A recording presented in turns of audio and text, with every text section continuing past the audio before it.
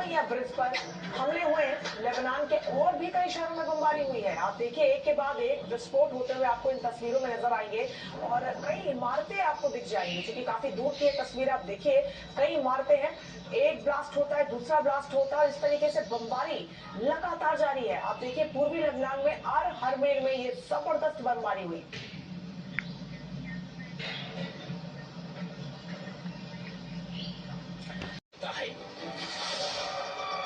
और मुझसे हर रोज लगभग 2 करोड़ बैरल तेल गुजरता है। ईरान ने हॉर्मुज को अपनी भौगोलिक स्थिति और वैश्विक अर्थव्यवस्था में इसकी अहमियत के कारण अपना सबसे बड़ा रणनीतिक हथियार बना लिया। ईरान कह चुका है कि अब वो टोल वसूलेगा। जानकारी के मुताबिक 2 हफ्ते के सीज फायर के प्लान के तहत ईरान और ओमान हॉर्मुज जलडमरू मध्य से गुजरने वाले जहाजों से शुल्क ले सकते हैं। रिपोर्ट्स के मुताबिक ईरान हॉर्मुज से गुजरने वाले हर जहाज पर $2 मिलियन यानी करीब 19 करोड़ का टोल वसूलने की योजना पर काम कर रहा है। तेल टैंकरों के लिए ये शुल्क $1 प्रति बैरल कार्गो के आधार पर भी हो सकता है, जो एक बड़े टैंकर के लिए $2 मिलियन के बराबर बैठेगा। इस टोल से होने वाली कमाई को ईरान और ओमान के बीच साझा की जाएगी। ये कहा जा रहा है कि ईरान इस पैसे का इस्तेमाल युद्ध के बाद अपने देश के पुनर्निर्माण में करेगा और अगर ये व्यवस्था आगे जारी रही तो हॉर्मुज पर लगने वाला टोल अब ईरान की कमाई का एक जरिया बन जाएगा। अटैक कर दिया है कुवैत पर। कुवैत के रक्षा मंत्रालय ने ईरानी हमले की पुष्टि की है और कहा है कि हमने ईरान के 28 ड्रोन नाकाम कर दिए। ईरान ने ऑयल सेंटर पर, पावर प्लांट पर निशाना किया है।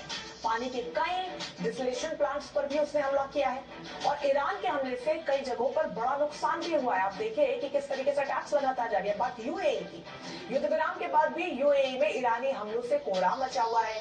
अबू धाबी के गैस प्लांट पर मिसाइल ड्रोन से अटैक किया गया। यूएई ने कहा कि एयर डिफेंस से हमने नाकाम जरूर कर दिए हैं, लेकिन प्लांट में से एक मिसाइल गिरने के आग लग गई गिर जाने की वजह से। तो ईरानी हमले से एक भारतीय समेत 3 लोगों के जख्मी होने की खबर है और फिलहाल प्लांट का कामकाज रोकना पड़ा। ये जानकारी यूएई की तरफ से दी गई। और अब बात बहरीन की। बहरीन में मिसाइल हमले से अलर्ट जारी कर दिया गया है। अलर्ट के बाद सायरन बज रहे हैं। लोगों को सुरक्षित ठिकानों पर जाने की चेतावनी जारी की गई है। राजधानी मनामा समेत कई इलाकों में धमाके सुने गए। ईरान के हमले से बहरीन में एक घर में आग लग गई। ईरान के ताजा हमले से लोगों के जख्मी होने की भी खबर सामने आ रही है। आगे बढ़ेंगे और बात सऊदी अरब की करेंगे। सऊदी की ईस्ट वेस्ट पाइपलाइन पर बड़ा हमला हुआ है। 1200 किलोमीटर लंबी पाइपलाइन हॉर्मुज का विकल्प है।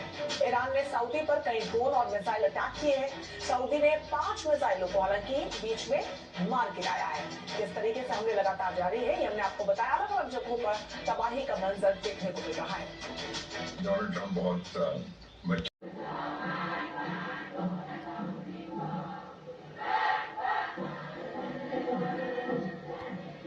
अब देखिए जरा अमेरिकी शोले।